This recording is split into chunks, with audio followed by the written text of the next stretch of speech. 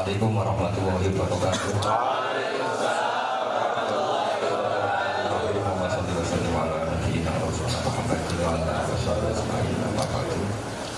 Yang kami hormati Dekan Fakultas Kehutanan Bapak Budiardi, moderator, teman-teman yang kami hormati. Sebetulnya kami ini tidak diundang, tapi dipilih. Karena 7 bulan yang lalu mungkin Mas Joko ini misalnya, tapi saya tetap bilang nggak bisa. Lama-lama dipaksa menyesuaikan jadwal di UI, ya, terus diambil secara paksa. Tapi ini penculikan yang baik mungkin. Tidak semua penculikan itu buruk, asal nuansanya itu demi kebangsaan.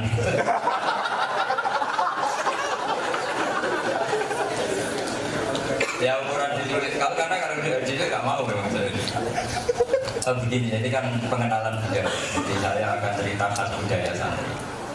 Nanti yang Mas moderator cerita budaya Gunung Kidul. Begini, di antara budaya para guru-guru kita, para baik yang kiai maupun tidak kiai, itu memang melestarikan yang ada.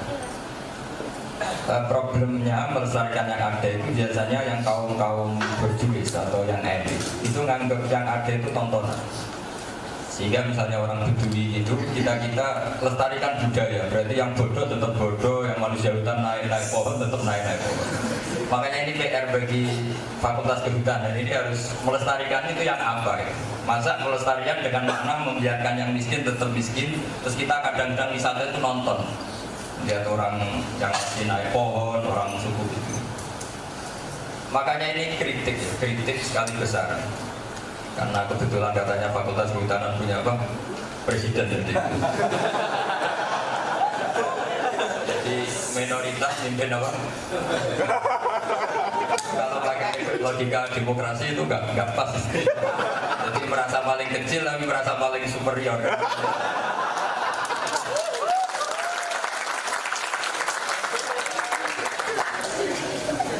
Saya termasuk kiai yang nggak setuju kalau melestarikan budaya, karena budaya itu bagian dari itu adalah ketertinggalan itu jadi tontonan. Kadang orang melihat pakai koteka, pakai manusia, pohon, pakai apa itu dia katanya meneruskan apa budaya. Hazanah yang saya baca dalam kitab-kitab itu begini, Irian itu namanya Irian, itu Urian itu bahasa Arab. Jadi dulu ketika khilafah Abbasiyah namanya Harun al-Rasyid sekitar tahun 200 Hijriah, kira-kira ya 800 Masehi, itu rival-rival politiknya atau penjahat itu dibuang. Dulu pembuangan namanya tabrib kalau dalam bahasa Arab, pengasihan. Mereka kalau bahasa Arab kan Indonesia karena mereka belum tahu Indonesia dan memang belum ada Indonesia, itu namanya Asyikul Abad atau Asyikul Aqsa, Timur Jawa. Ketika dibuang di sana melihat orang-orang telanjang pakai koteka, terus mereka bilang Urian dalam bahasa Arab itu telanjang. Terus ya jadilah Irian Jaya. Itu marganya itu Al-Qadiri, sebagian ada yang Al-Qadiri. Sehingga di sana itu banyak yang Arab, termasuk siapa itu yang biasa jubirnya Pak Presiden itu, Ali Mukhtar, termasuk Maria Al-Qadiri yang sekarang pernah jadi presiden di Timur Leste. Makanya Irian ini unik. Jadi ya seperti itu, tapi banyak yang turunan Arab. Jadi mengkaji budaya itu terutama menurut saya sebagai kiai itu budaya bagian yang dikembangkan itu budaya bagian. Karena orang sampai cari hiburan yang nggak benar atau bahasa agamanya maksiat, saya tetap pakai konsisten bahasa kiai karena ini budaya saya. Nanti kalau saya pakai bahasa Jawa nanti jadi orang gunung itu. Bahagia itu harus kita kelola, kita pertahankan. Sehingga dalam khazanah kita, nomor 1 hidup harus baik. Caranya gimana? Ya mensyukuri yang sudah. Termasuk kita sebagai minoritas harus hidup. Karena kalau fakultas tidak sehat itu punya alibi, kan kita minoritas. Makanya enak, jadi orang kecil itu enak. Tapi kalau kita jadi orang besar, semua kesalahan akan ditimpakan di kita. Jadi kalau kecil itu kan disubsidi pantas, dipikir orang lain pantas. Barongannya apa? Saya dulu itu nggak sekolah formal, saya tidak punya gelar. Dulu, tapi saya senang. Jadi kalau nganggur ya pantas nggak punya gelar.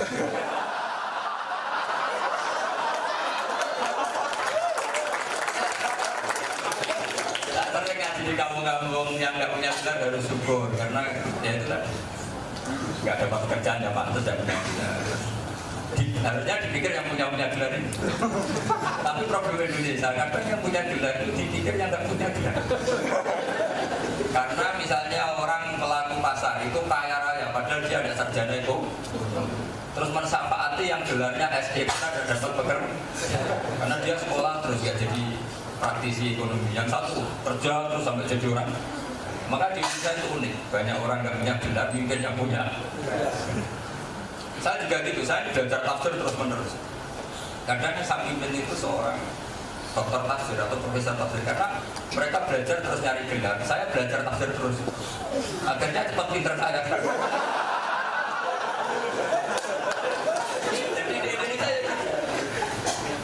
Anak-anak yang belajar kehutanan itu sama petani-petani yang menguasai jenis tanaman sak fungsinya itu pinter mana?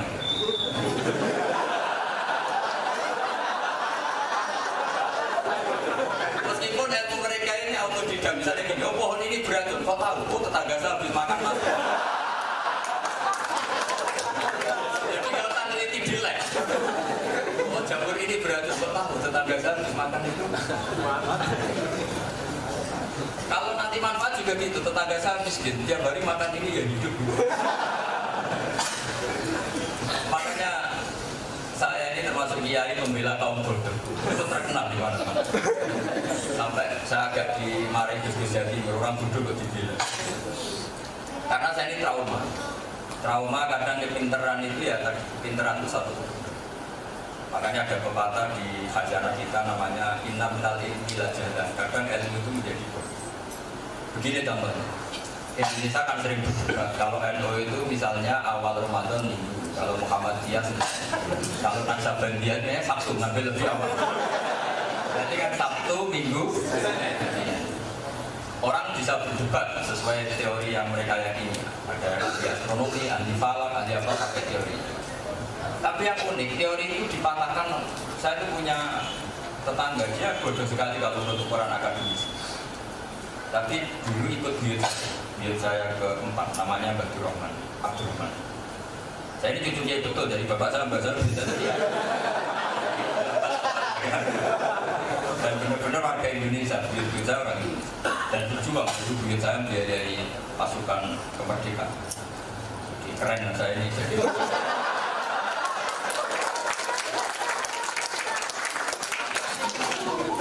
Nah, itu bilang gini. Orang sepuh, Gus, orang-orang kok, tapi pakai bahasa Gunung Kidul, pakai bahasa migran. Saya itu heran sama orang-orang di TV kok bisa memperdebatkan tanggal 1, 2. Itu sebetulnya gampang, Gus. Gimana, Mbok? Saya manggilnya Mbok. Lihat saja yang menurut mereka tanggal 15. Itu kalau bulan itu sempurna, dorong Jawa bener sempurna. Berarti itu yang benar. Jadi hitung saja, misalnya yang bilang tanggal 1 itu Sabtu, hitung saja. Tanggal ke-15 ternyata bulannya belum purnama. Berarti kan kenanya kira-kira tanggal 3. Jadi disuruh niteni yang saat bulan purnama tanggal 15. Menurut versi masing. Ternyata yang bilang Sabtu, yang pas tanggal 15-nya masih bekok atau masih bidel-bidel, berarti belum purnama. Nah ternyata pas tanggal 17 pas purnama, berarti yang bilang Sabtu salah. Tapi uniknya orang Indonesia ini kata beliau, umumnya orang Indonesia tidak pernah memikir gini, foto-foto orang paling semua putaran. Itu aja cara berpikir. Nggak pernah meneliti baik secara akademik maupun secara awam. Sebenarnya kalau secara akademik kan kita belajar astronomi ini tahu bulannya nggak bisa Babasito, terus istimanya kapan, kondisinya kapan. Dan itu wilayah kita, nggak wilayah perhutanan pasti.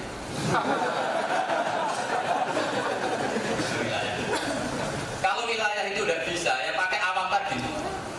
Tanggal 1 hitung sampai 15. Ternyata pas bulan purnama. Berarti yang bilang Ahad sama Senin sama. Kan kelihatan. Artinya apa?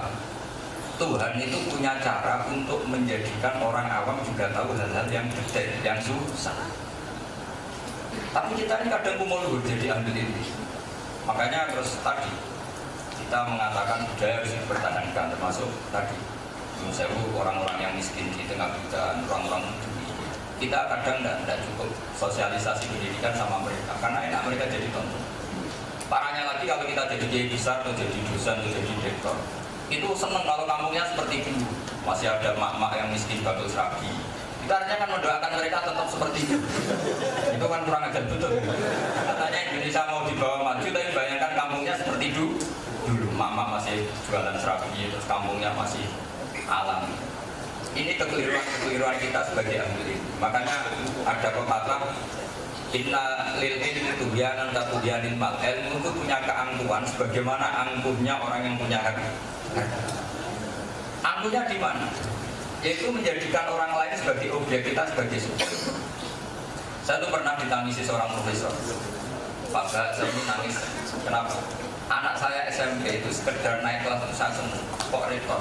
Enggak, sekedar naik saya senang. Saya ini anaknya petani, bisa menjadikan saya seorang rektor. Tapi saya seorang rektor menjadikan anak saya naik kelas susahnya bukan Bang. Lalu pertanyaannya, pinter mana profesor sama petani? Petani menjadikan profesor, profesor sekedar anaknya naik kelas susah. Di dunia ini juga sama. Saya punya cerita ini kan budaya. Guru saya, Kiai Jimebel Zubair itu abahnya paling seneng cerita ya.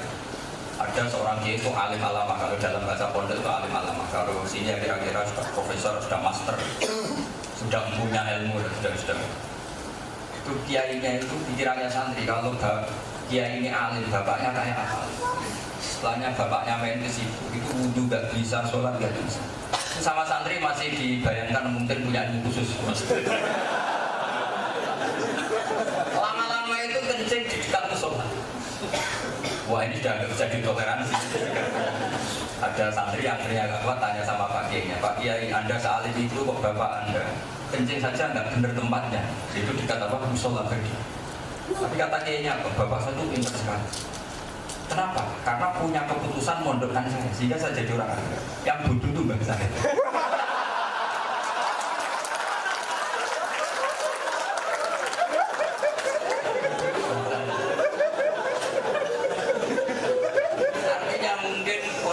Begitu, meskipun mungkin bala kambing keputusan terbaik adalah ketika anaknya dikuliahkan di UG. Ya betul. Tapi kadang-kadang setelah dokter, setelah itu kadang nggak mikir anak. Cara naik pangkat, cara naik alfa. Ini kan lucu. Bapaknya yang awam saja mikir caranya sekolah. Ini sudah pinter kok. Caranya naik pangkat, caranya naik alfa, caranya punya rumah banyak. Ini kan kapitalistik sekali. Sehingga dia lupa kalau anaknya ini tumbuh kembang, sudah puber, sudah dewasa. Tahu-tahu nggak punya metode untuk menternak anak. Nah ini makanya kritik pada ahli ini bukan hanya kepada profesor, kepada ulama sekalipun ada kritik. Innalil ilmi tubyanan ka tubyanil mal. Ilmu itu punya keangkuhannya sendiri, sebagaimana keangkuhannya harta. Yaitu dimulai dari melihat orang lain itu objek, tidak subjek. Saya tadi Dwi bilang, apapun hebatnya Menteri Pertanian, kalau petani nggak mau nanam padi mau apa? Sebetulnya kalau ketika ketahanan pangan itu jasanya petani nanam padi apa jasanya Menteri Pertanian yang sering rapat? Mau rapat 100 kali kalau petani nggak mau nanam mau apa? Jadi baru hanya kearifan itu akhirnya padi ini terjaga karena banyak nanam. Nah kenapa mau nanam? Baru hanya goblok kalau kita nggak mau nanam.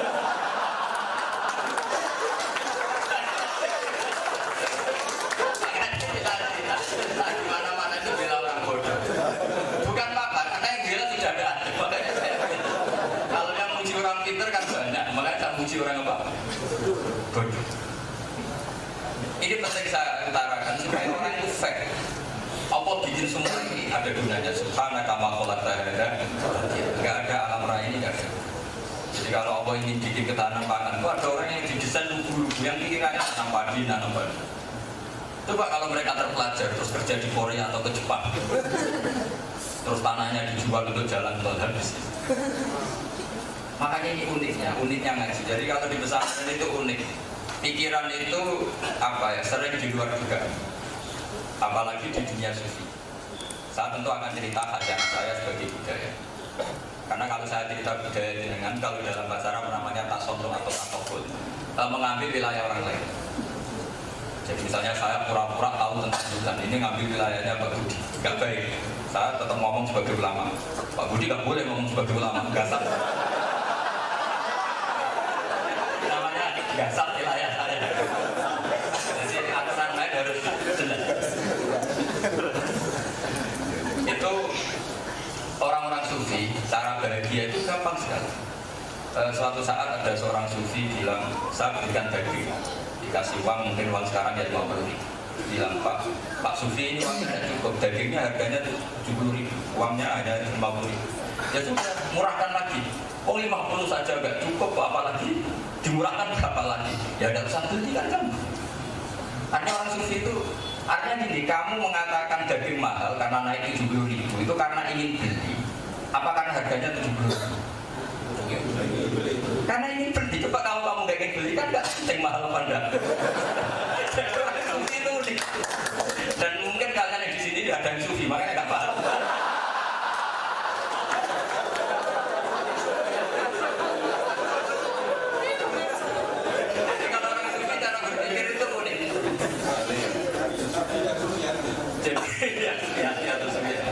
Jadi Alphard itu mewah, itu karena Alphard itu super, apa karena ingin dilihat orang lain? Karena ingin dilihat orang lain. Coba andaikan semua orang kiranya Alphard itu kayak kau tembak, kamu kecewa?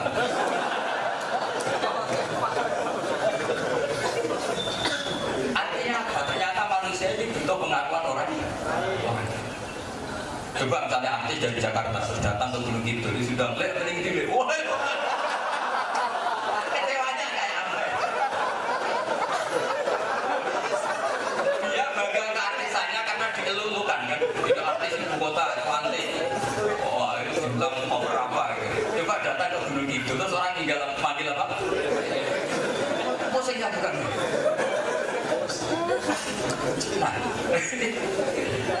Nah, dalam dunia sufi itu dipelajari, seperti itu dipelajari. Ternyata manusia itu nggak mau kecuali dari orang lain. Kemudian saling mengaku, itu orang menyebut budaya. Nah, lalu budaya itu dibentuk oleh siapa? Tadi keangkuhannya orang-orang ahlul ilm atau para ilmuwan itu nganggap mereka selalu subjek atau al-hakim, pemutus sesuatu. Padahal Allah bikin semua manusia itu subjek. Semua kamu adalah yang bisa memajukan Indonesia. Barokahnya petani sangat profesional, nggak pernah berpikir profesi lain. Ketahanan pangan terjadi. Coba kalau mereka berpikir lain, jajal-jajal kuliah di UGM.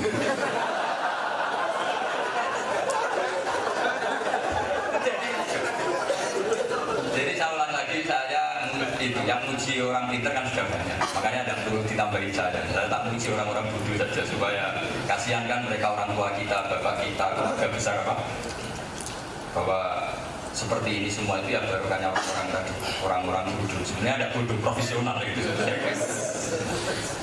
Ada lagi cerita orang sufi yang ini cerita orang sufi. Kamu itu kalau punya angan-angan itu harus dikonfirmasi ke guru. Jika kalau dalam pesantren ada tradisi orang belajar tanpa guru, gurunya itu setan. Hantu tadi gurunya setan. Orang sufi ini kemudian belajar sama Abu Yazid Al-Bustami, seorang ulama sufi. Kemudian dia orang kaya, muridnya namanya Syakik Al-Balkhi, itu orang kaya. Setelah kaya raya dia donatur pesantren, donatur kaum duafa, donatur lembaga amal. Dia pergi ke salah satu kawasan. Karena Timur Tengah itu padang pasir, ketemu burung yang patah sayapnya, patah kakinya. Ternyata dikasih makan sama burung yang waras, yang normal. Terus dia berpikir, ternyata siapa saja bisa dapat apa? Rezeki, saya tidak perlu kerja, tidak perlu kaya. Karena ternyata burung yang paling lemah pun dapat rezeki. Setelah lapor ke gurunya, Pak Guru saya ngalami seperti ini, saya mau jadi orang suci saja, jadi orang kaya repot. Ya kan repot kan, harus mengolah hartanya gini-gini. Saya pernah baca di mobil itu ada tulisan repotnya jadi wong waras. Sampai sekarang itu dendam nggak apa ya. Tapi aneh-aneh ya bener kan, karena waras itu harus mikir gitu. Kalau kita tidak waras kan tidak pernah. Maka jargonnya itu repotnya jadi orang waras. Repot mana jadi orang waras sama orang nggak waras. Repot orang waras kan harus mikir. Singkat cerita sama gurunya terus digojlok begini. 5 kenapa kamu tidak berharap jadi burung yang memberi makan? Kenapa selera kamu ingin yang dikasih makan?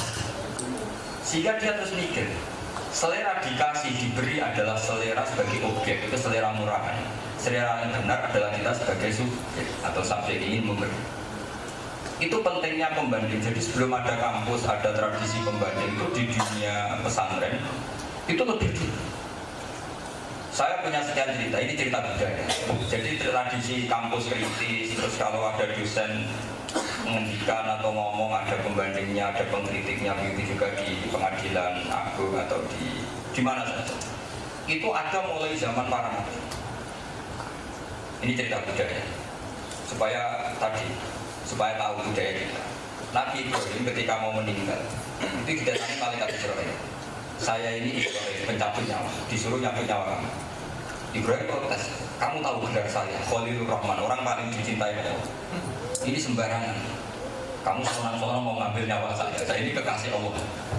Hubungannya apa? Kan nggak mungkin kekasih bunuh yang dikasih. Kamu nggak bener Israel. Pikirkan masa kekasih bunuh yang dikasih. Akhirnya Israel karena nggak pernah sekolah kan Israel nggak bisa juga kembali ke Allah. Ya Allah, ini hambamu nggak mau mati. Kenapa? Dia bilang kekasihmu, masa kekasih dibunuh yang mengasihi?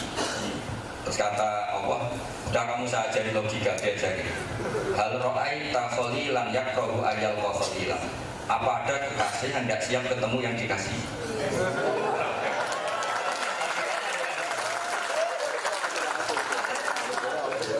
Datang Nabi apa malaikat apa? Oh logikanya ada gitu. Kamu siap nggak ketemu yang kamu kasih? Siap. Ya sudah mati. Tapi mati bener ya, pakai Israel, bukan bunuh diri, mati prosedur.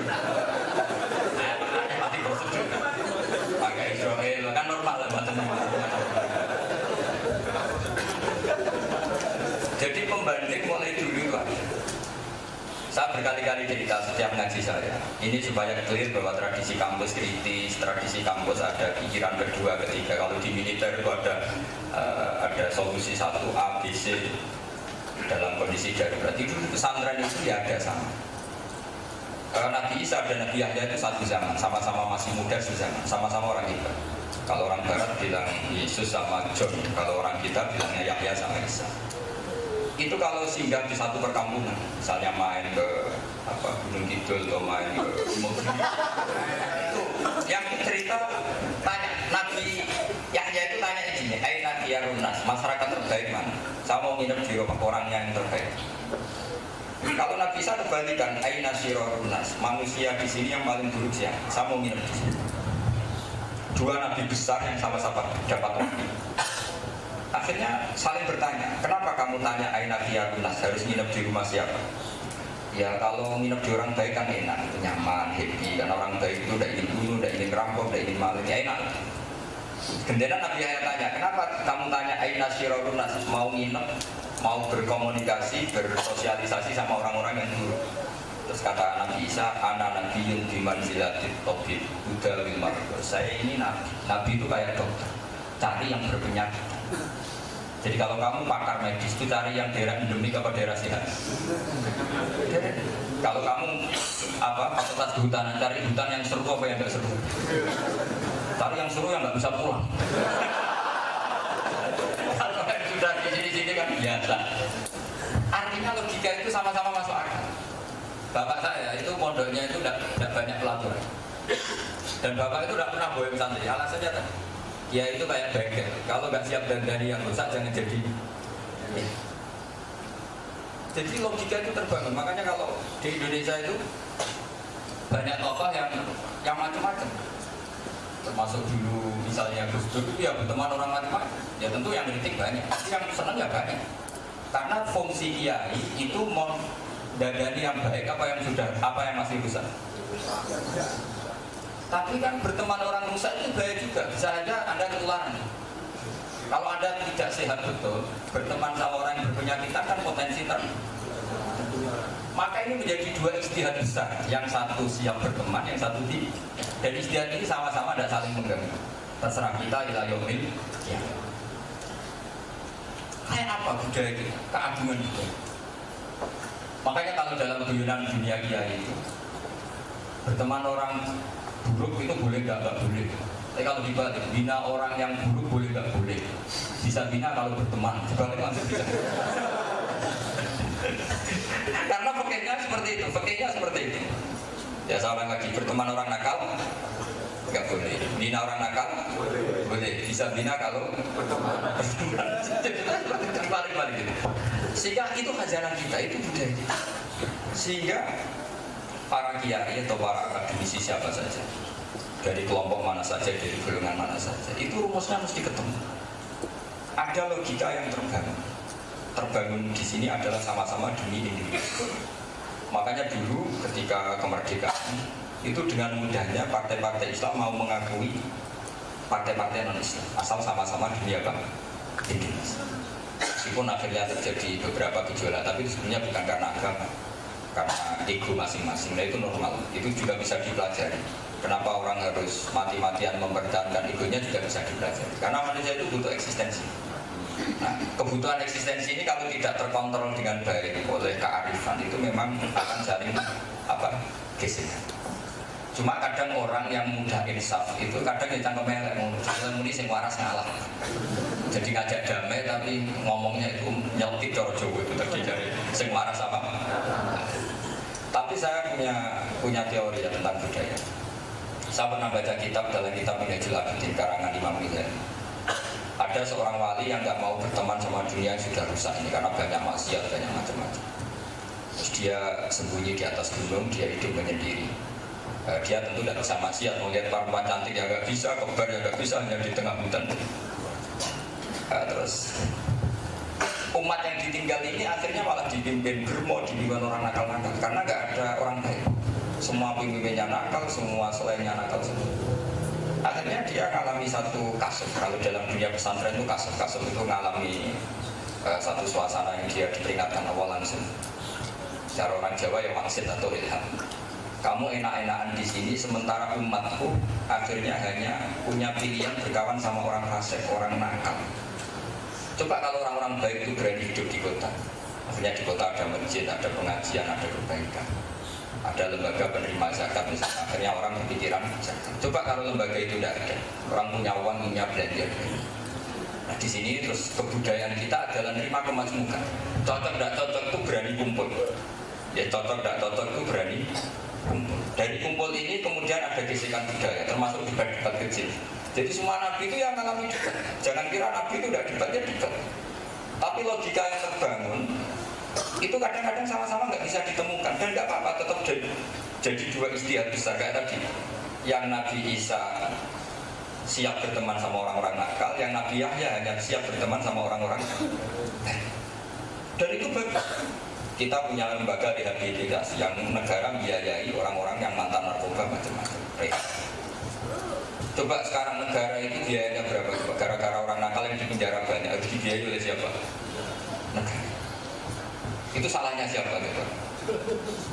Nggak ada yang salah. Barokahnya ijtihadnya para ulama, para akademisi. Mereka itu warga Indonesia yang harus dibiayai. Hitung saja sekarang. Yang untuk biayai rehab supaya mereka jadi orang baik lagi, sama untuk biaya guru besar atau beasiswa banyak mana kira-kira? Artinya kita jadi bangsa ini sehat. Yang normal ya kita biayai, yang tidak normal juga kita biayai. Ini cerminan dari ijtihad besar Nabi Isa dan Nabi siapa? Ya. Makanya saya termasuk setuju kalau ada lembaga rehab itu meskipun berbiaya tinggi, karena dulu Nabi Isa juga berkawan sama orang-orang yang macam-macam.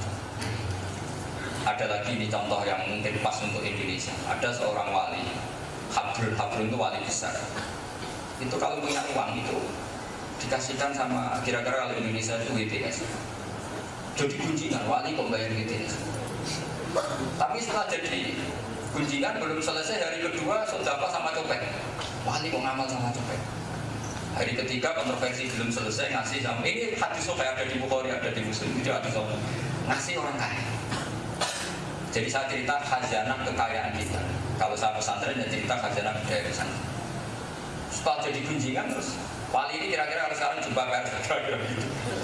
Karena jadi kunjingan terus dia bilang, saya tadi tanya sama BTS-nya, kenapa kamu jadi BTS? Karena saya butuh uang, udah tak kasih uang, kamu jangan melakukan ini. Copet ya ditanya, kenapa kamu nyopet? Karena ini punya uang, udah tak kasih uang, nggak bisa jadi. Karena ini orang soleh melakukan apa saja tetap benar. Coba kalau yang melakukan tidak soleh, kan pesen jasanya bayar gitu. Sama, orang tidak soleh bayari copet, kan modali. Datang ke Jakarta, nanti saya bagiannya sekian, ini tak biaya juga gitu. Tapi berhubung orang soleh ngasih itu sebagai pengganti, kalau kamu nyopet ini dapat apa? Dapat uang, sudah tak kasih, kamu nggak usah. Jadi khazanah kearifan kita ini, budaya kita, kearifannya itu luar biasa. Nah yang terakhir saya tidak akan lama-lama, di mana-mana dicuri itu nggak boleh lama-lama. Itu masuk kota itu. Yang terakhir itu ada kearifan, ini kenangan saya di GMC. Dan saya mohon jangan diundang lagi ribet nanti. Kalau dipaksa nggak apa-apa. Kalau dipaksa itu kalau saya salah yang apa? Maksa. Umat ini digambarkan oleh Al-Quran. Yang Al-Quran ini cerita materi di Injil. Jadi Quran itu fair. Ini cerita Quran, tapi Quran cerita bahwa materi ini ada di Injil. Wa mathaluhum fil Injil. Itu orang yang baik adalah kayak padi. Padi itu harusnya indukan padi itu kan lebih tua, harusnya buahnya lebih dulu. Tapi padi itu nggak mau buah atau nggak mau hamil atau nggak mau bunting kecuali anak-anaknya tumbuh. Setelah anak-anaknya tumbuh bareng-bareng terus buah bareng. Itu semua ulama menafsirkan apa? Nah orang mulia kayak saya misalnya di dunia kiai itu masuk orang di dunia fakultas kehutanan termasuk orang mulia. Itu nggak mau mulia sambil nunggu anak buah selesai. Karena dengan menunggu ini ada kesetaraan. Jadi kayak pohon apa? Padi mau buah nunggu anak. Kazar in akhraja syat'ahu fa'azar. Pohon pisang ya gitu, mau buah itu harus sudah ada anak. Kalau sudah ada penggantinya siap dia baru mau buah. Karena dia sudah tahu kalau saya sudah buah pasti ditebang sama orang begitu. Sudah kenal begitu. Jadi artinya gini, ada kearifan. Indonesia mulai kacau karena tadi setelah orang jadi dosen atau jadi kiai yang dipikir itu seri mobil, rumah mewah. Ini yang menjadikan dia tidak menunggu. Jadi uangnya atau kebesarannya tidak untuk menunggu generasi berikutnya, tapi untuk euforia diri apa? Tidak boleh seperti itu. Filosofi kita harus kazarin kayak apa? Padi. Jadi karung mulia sambil menunggu anak-anak. Kita siapkan generasi berikutnya. Baru kita mau mulia. Ketika kita mulia mau finish, generasi ini sudah siap. Itu yang disebut kazar in akhraja syat'ahu fa'azarahu fastabla. Dan itu Allah cerita bahwa materi ini dari Injil, dari kitab ini. Kayak apa kearifan kita? Jika orang Jawa kuno itu kalau nasihati cung ojo entek-entekno, ngeman ning anak. Sehingga mereka meskipun punya rumah bikin rumah, meskipun mereka enggak akan menangi kurma yang ditandur atau durian yang ditandur tetap nandur durian. Padahal umurnya tinggal 2 tahun. Itu kalau kena sampai nandur gowo bang dilekas dia mati. Orang yang ben anak itu sing mangan. Ketika ditanya, kenapa anak itu sing mangan? Saya makan durian juga hasil tanaman buyut-buyut saya. Sekarang kalau yang kamu makan mangga itu kan tanamannya enggak. Sekarang kamu udah nandur tuh lemah, paling urung tua terus mati. Itu sangat egois. Kearifan babah kita itu ternyata dididik oleh para guru-gurunya, yaitu kalau mulia nunggu generasi apa? Saya kira demikian. Assalamualaikum warahmatullahi wabarakatuh.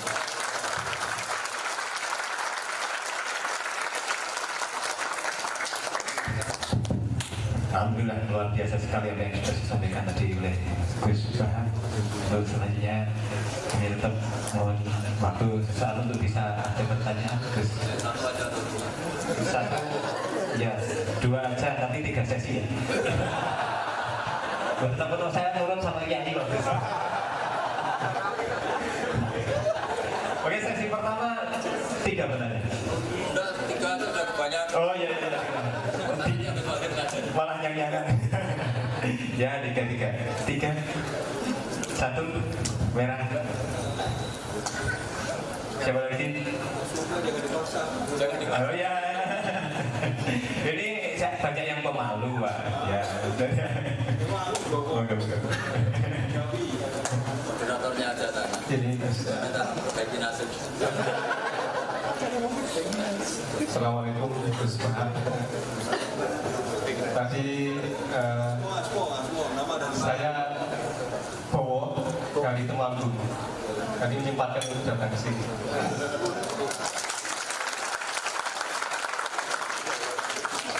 Tadi dulu masalah wali ya, yaitu Mau daftar?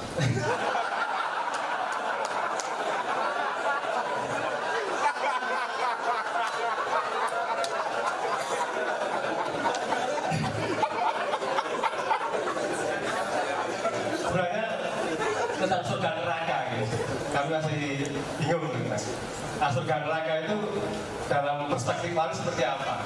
Dan kemudian di Al-Quran itu banyak disebutkan mereka surga khalidina fiha abadan selamanya. Ini agak bertentangan dengan bahwa hanya Allah yang punya sifat baqo, sifat abadi. Kok di Al-Quran banyak disebutkan bahwa penduduk surga itu selama-lamanya di sana. Itu begini. Oh, itu gampang itu, nanti gampang jawabnya.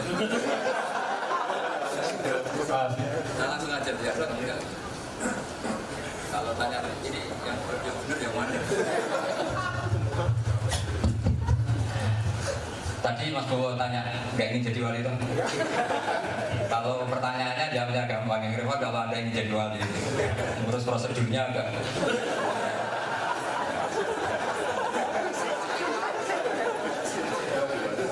Begini. Ini saya senang pertanyaan ini karena saya yakin ini nggak pernah dikaji di UGM ya, secara sendiri. Kalau saya tanya, para wali melihat surga dan neraka itu bagi mereka memang nggak penting surga dan neraka karena mengimani Tuhan atau mengimani Allah itu hakikat. Saya ngaji di mana-mana bilang ibarat begini. Saya selama ini mulai kecil sampai sekarang kalau ditanya orang 1 tambah 1 ya tak jawab 2 tambah 2 ya 4. Ketika saya ngomong hakikat itu tanpa presentasi saya dapat gaji apa enggak, dapat penghormatan apa enggak, karena saya hanya ingin waras. Makanya agama ini di kaum yakinin bagi mereka yang waras punya. Ketika Anda tak tanya 1 tambah 1 berapa? 2 tambah 2 berapa? 4. Kamu kan ingin mempertahankan kewarasan Anda mengakui hakikat. Sehingga kamu tidak bisa bilang gini, 1 tambah 1 berapa? Ya 3 Gus Pak, kalau dikasih 1 juta tak jam 2, kalau tidak dikasih papa tak jam 4. Sehingga orang-orang wali itu yang melihat hakikat sebenarnya Tuhan adalah tetap Tuhan meskipun nggak bikin sur. 1 tambah 1 tetap 2 meskipun kita tidak mendapat hadiah. Itu syarat utama daftar wali, otaknya harus seperti itu, cara berpikir. Syarat kedua, pikiran itu datang dari Anda, nggak boleh diajari. Tadi Anda bisa kan karena saya, itu sudah tidak bisa.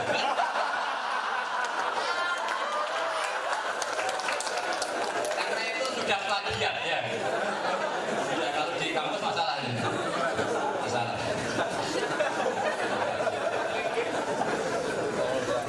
Terus pertanyaan kedua tadi apa?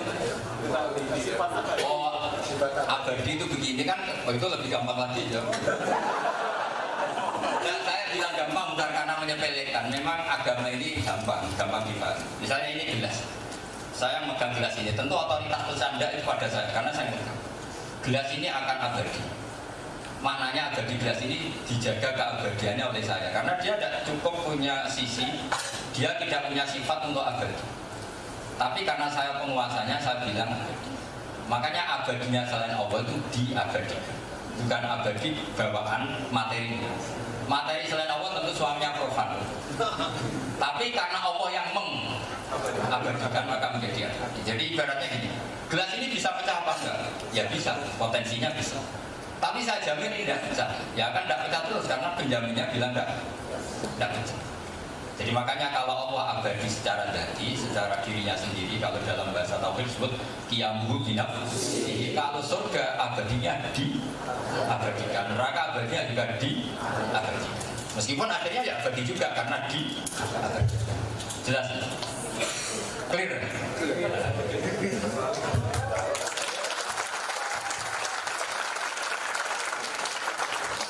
Dan 100% siap jadi wali gitu. Insya Allah jadi wali murid. Nanti nggak bisa tidur kalau nanya terus di 4 gitu loh. Ya mumpung di sini loh, ini kalau kapan kita satu lagi ya. Aduh, pakai gitu. Yang rumahnya paling jauh. Riau, jauh. Jember, enggak yang Jember karena Riau ini ada putih, Pak. Ada Rio putih ada Rio. Putri. Duh, gimana Mary? Enggak. Nggih. Pelan-pelan nama dulu disebutkan fakultas, name dan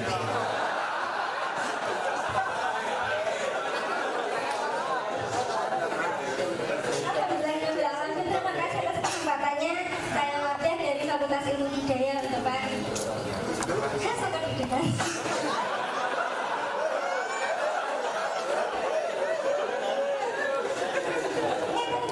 Saya tuh penasaran kenapa di hadapan keilmuan para santri menyebutkan Tuhan atau Gusti Allah itu dengan pangeran atau dengan Gusti. Kalau memang Gusti ya, tapi saya penasaran dengan pangeran. Kenapa kok tidak raja? Padahal pangerannya adalah anaknya raja.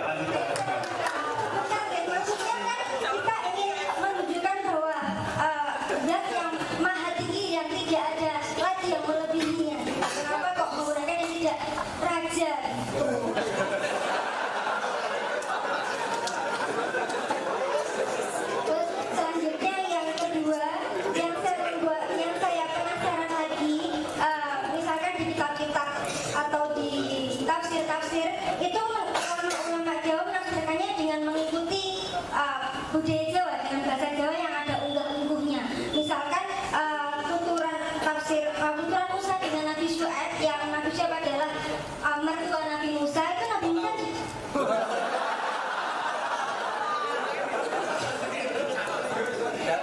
sapinya ada tak? apa tuh saya tak tahu.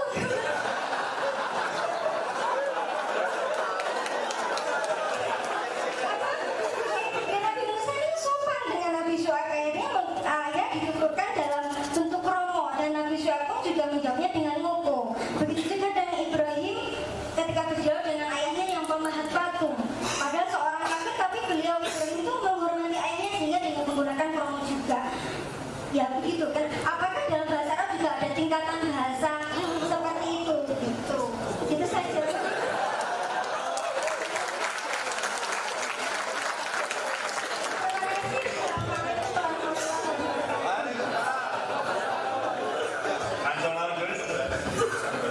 Ini jadikan ustazah saja. Nah, setahu saya itu kalau kesepakatan orang banyak, nggak tahu kalau yang terdengar di telinga Anda itu. Setahu saya kesepakatan orang banyak itu pangeran sama pangeran itu beda. Nggak tahu saya kalau ada masalah di pendengaran.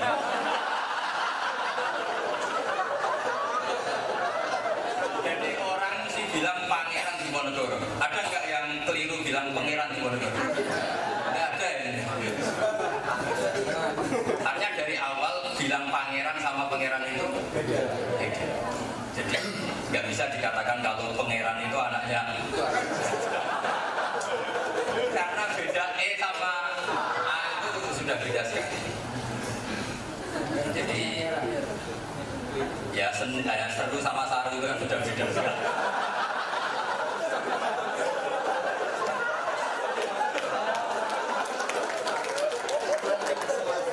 Terus kedua menyangkut apa tadi? Oh, tingkatan kromo itu sebetulnya tradisi seluruh dunia. Cuma kalau bahasa nasionalnya enggak, tapi sebenarnya itu tradisi seluruh dunia. Jadi kalau orang top meninggal biasanya dibahasakan tuwfiya. Kalau orang biasa mungkin dibahasakan apa? Mata. Itu mulai dulu ya beda. Cuma kadang-kadang Quran pakai bahasa nasional. Kenapa? Karena Tuhan selalu di atas para nabi. Sehingga ada istilah afa'in mata. Suatu saat kalau Muhammad mati itu nggak apa-apa karena dibahasakan Allah itu di atas Muhammad. Tapi kalau kita terbahasakan apa? Tuwfi atau wafat. Jadi tingkatan itu pasti ada karena ini budaya kan, dari itu budaya. Terus yang perlu dicatat begini apa?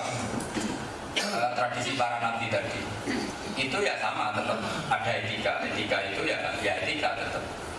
Makanya yang seperti yang Anda ceritakan tadi, Nabi Musa itu kan menantunya Nabi siapa? Ikut persatunya, kau tahu? Ini mau jadi ustaz apa jadi ahli? Apa? Oh, prodinya apa? Bahasa Arab. Oh, bahasa Arab. Ya, yang jelas itu ada pangeran, ada. Itu beda. Terus kenapa Tuhan tidak disebut raja? Raja juga ada pertanyaan kalau seperti itu. Raja di raja, karena raja juga hanya begini. Kalau dalam ilmu tafsir ada istilah gini. Sesuatu kalimat itu al-lafzu yantabiul ma'aniyah la aksu kalau dalam bahasa ilmu tafsir.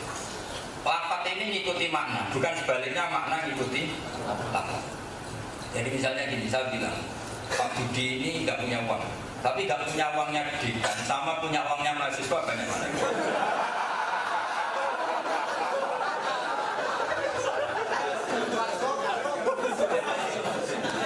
Ya seperti itu. Misalnya kita bilang Abu Rizal Bakri sudah tidak punya uang, sama sampean tak bilang ini kaya, kayanya mahasiswa, sama tidak punya uangnya Sandiaga atau Nabi Makarim gitu.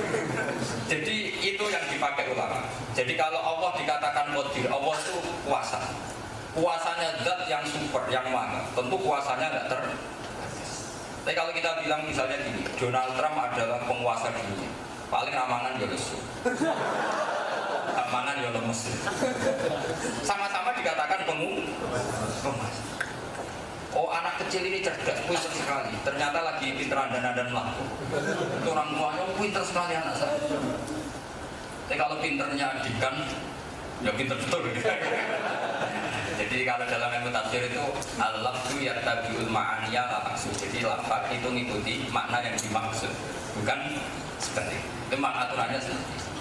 Jadi kalau kita bilang tadi, oh Singapura itu negara hebat, tentu rivalnya jangan Amerika, Eropa, ya rivalnya Indonesia kan. Mantap, dibanding Amerika ya tidak di kelasnya.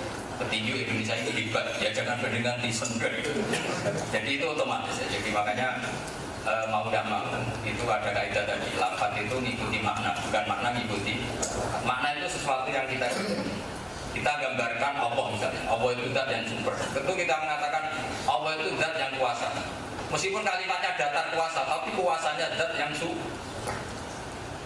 Seperti artis lah misalnya, wah ini orang Uzbek, artis, oh cantik betul, pembantunya ada cantik. Tapi ini artis Indonesia, mesti pesek dibanding artis apa? Uzbek. Jadi itu otomatis. Ini orang Indonesia ini garang, bandingkan dengan orang Arab yang gak garang. Garang mana? Misalnya, itu otomatis. Jadi alam tu yattabi'ul ma'ani ala maksud. Ini penting kalau dalam ulumul Quran memang dipelajari seperti itu. Misalnya ini orang Arab kecil, kecilnya orang Arab, ini orang Indonesia besar. Makanya pernah jadi anekdot itu, ada lomba hewan terbesar. Itu semua bawa gajah, jerapah, Abu Nawas bawa tikus besar. Ketika gajah keluar orang bilang gajah, onta keluar orang bilang onta, tapi pas tikus besar, oh ini besar sekali.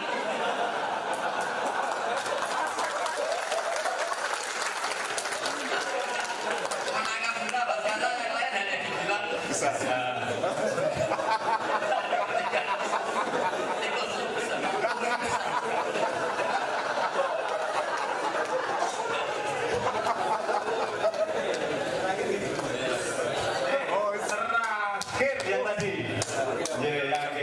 Yang dari mana? Riau.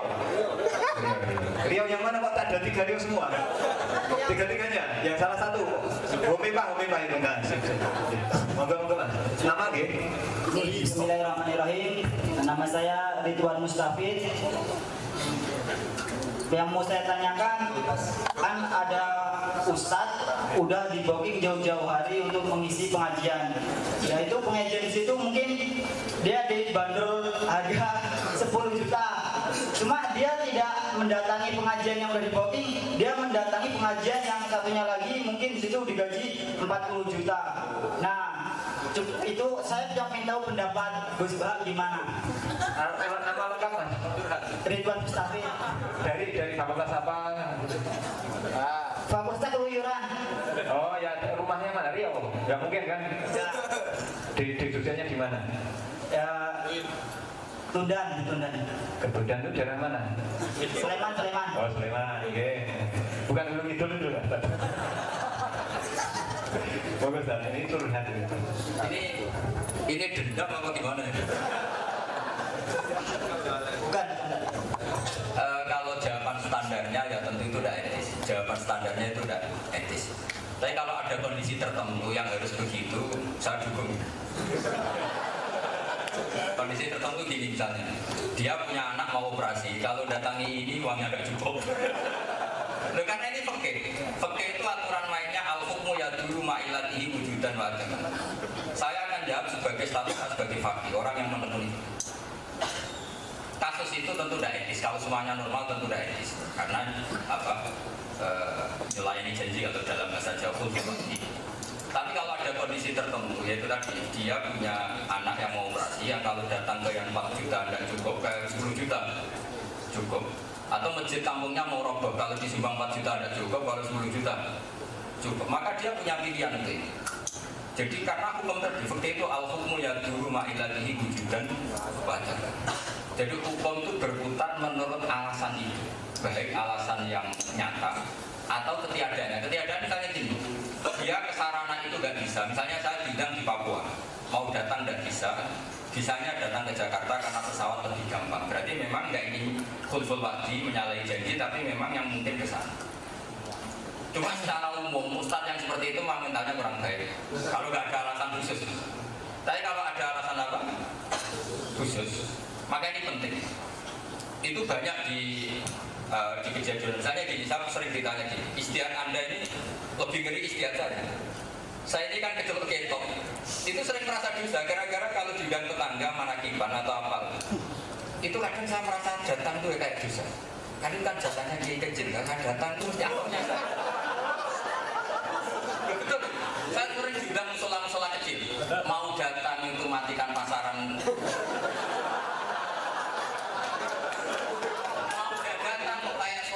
Mentang-mentang diundang fakultas kehutanan ya. Itu memang susah istilah seperti itu. Coba boleh nggak Indomaret, Alfamaret di dekat tonton di kampung-kampung? Kan kita ada boleh kan? Kalau kiai besar terus mematikan pasarannya kiai kecil, kira-kira boleh nggak? Masa Pak Dekan ini mulan TK kan kasihan. Itu bukan berbaik hati, menutup rezeki orang lain kan? Boleh.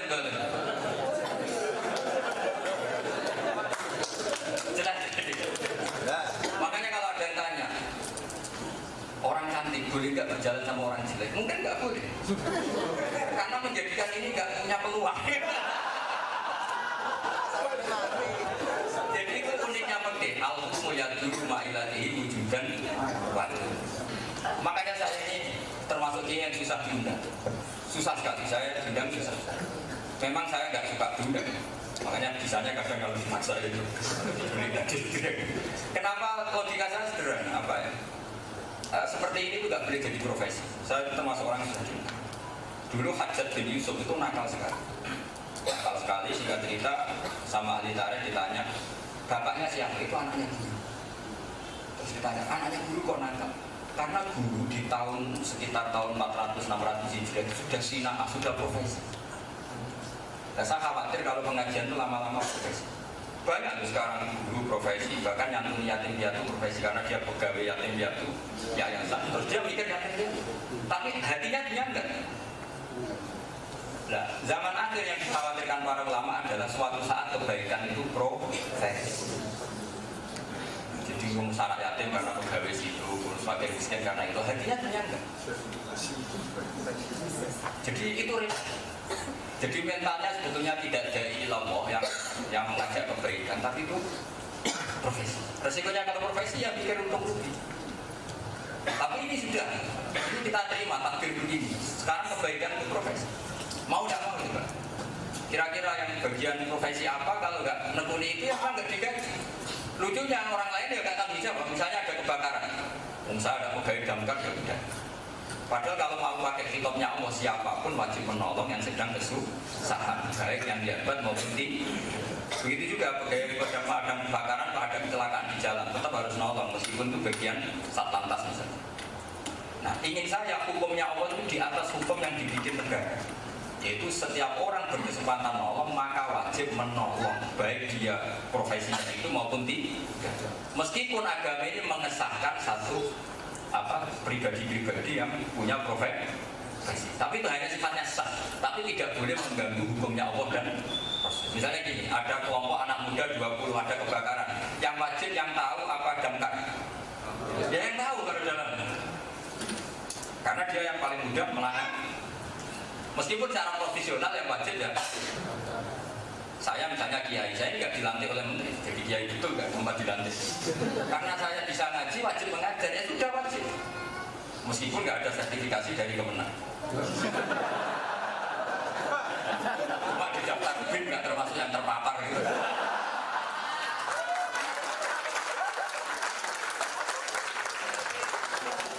Saya mohon hukumnya Allah dan Rasul itu di atas hukum itu ya kan. Kita melihat orang kecelakaan, kita di depan yang wajib pertama ya kita. Jadi pakai hukum aturan. Jadi siapapun yang berkesempatan punya kemampuan ya dia yang paling jelas ya. Jadi kalau nggak ada peristiwa khusus maka kiai tadi atau dari tadi tidak punya etika. Tapi jangan sungguh dulu, jangan-jangan ada peristiwa khusus yang kita tidak pernah tahu. Saya kira demikian.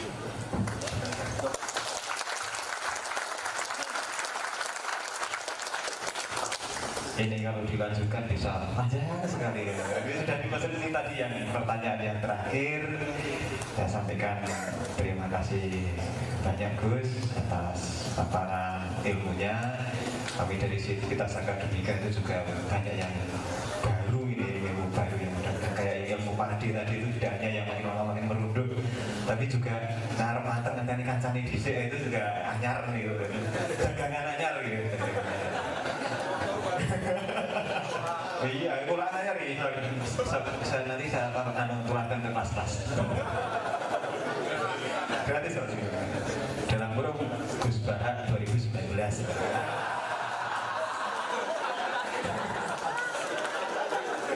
Citasi itu harus kita hormati ya, itu. Dan untuk para audiens yang mudah-mudahan kita bisa merangkai bersama semua informasi ini sangat beragam informasi yang kita terima tadi dan semuanya penuh ilmu maupun hikmah. Silakan untuk kemudian menyelaminya sendiri-sendiri, memetiknya mana yang kemudian sudah matang yang pantas kemetiknya sendiri. Seperti itu. Saya juga sebagai moderator mohon maaf Gus apabila ada sesuatu salah kata dan sebagainya. Orang banyak juga ini kalau misalkan keladuk seperti itu pada audiens yang mohon maaf sebelumnya. Berkenan berikutnya. Assalamualaikum warahmatullahi wabarakatuh. Tepuk tangan yang meriah.